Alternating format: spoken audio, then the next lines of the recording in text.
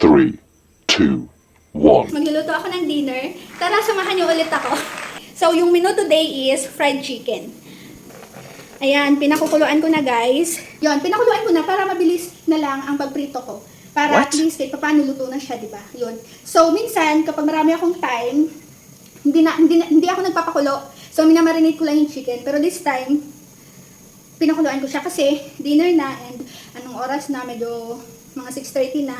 So, yun, para makakain na rin agad ng dinner. Ayan. Off ko na.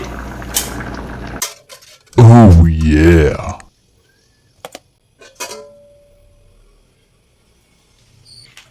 Okay na to. Lalagyan ko na ngayon ang mga panimpla. Pamintang durog. Magic sarap. Konting asukal. Para may balance ng pagiging sweet and salty kasi maglalagay na ako ng asin. Ganito lang. Toyo. Tapos haluin ko lang. Harina. Okay na to, ganun lang kasimple, magpa-fry na ako.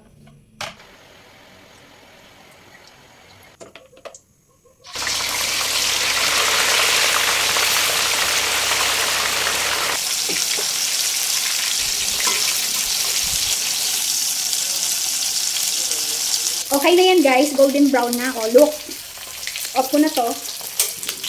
Luto na.